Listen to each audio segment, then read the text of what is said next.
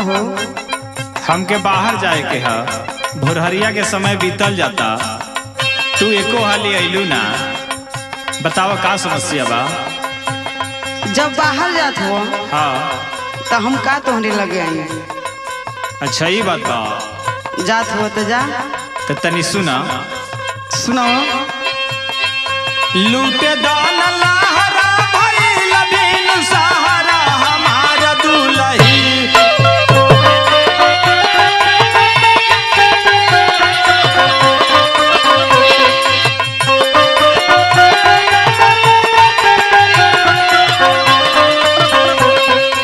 लूटे दान लहरा भइल बिनु सहारा हमार दुलही, हमार दुलही।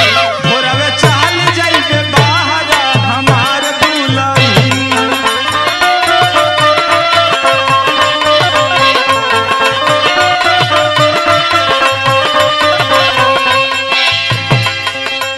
जब बाहर जात हो कमाए हाँ तो जा। हमरा जिंदगी से हमरा से तुमके का लेवे देवे के बा? ना ना जान ऐसे मत कह। लेकिन बाहर जात हो तो सुना, हमारे एक ठे काम करके जइहा। बतावा। जेठानी करे झगड़ा लगी न जवले बखरा हमार बलमु। अरे हमार बलमु तोहके जाए ना दे पहरा हमार बलमु।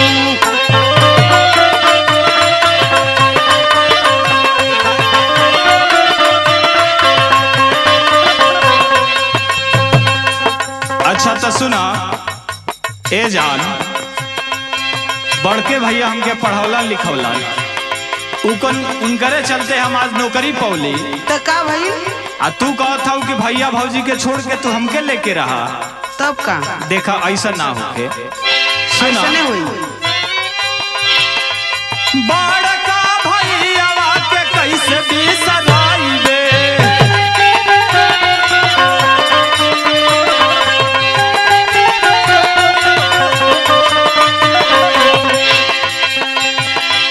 भौजी के नहिया हम कबो ना भुलाइबे।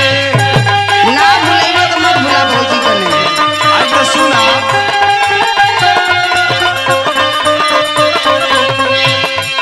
भैया और भौजी से नहिया बगाहरा हमार दुलही। भैया और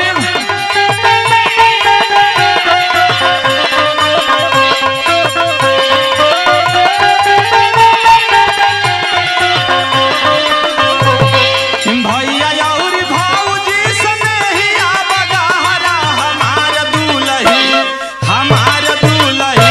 भोरवे चल जाई बाहर हमार दुलही।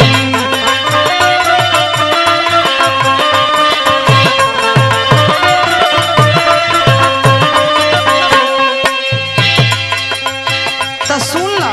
बतावा। भौजी के बैठा के सिंहासन पर पूजा, अच्छा लेकिन हम ना पूजब। अच्छा सुना। बतावा।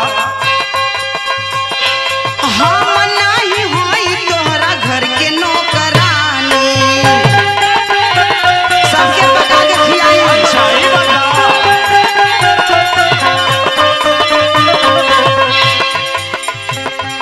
हमरा से होई नहीं चौका चुल्हानी, हमरा से खाना ना बनी।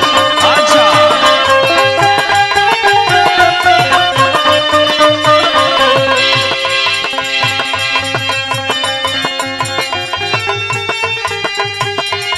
डाली के कीड़ा संदेहिया करबे कौनो खतरा हमार बलमु।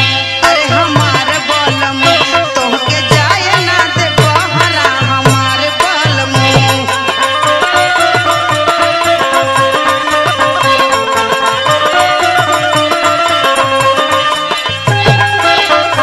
अच्छा तो ई हमके धमकी देत हूँ। ई धमकी नहीं सही कहत है। ना जान ऐसे ना करा।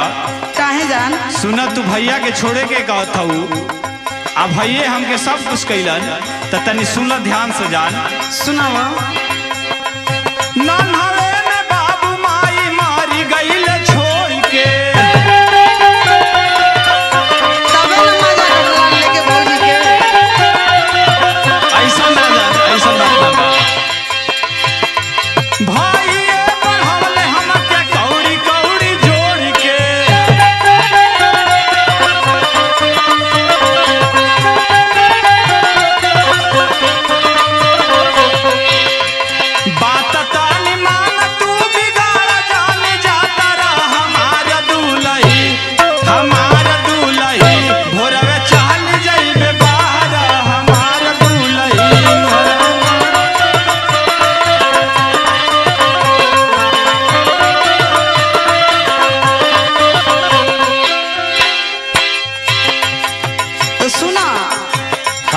बताओ।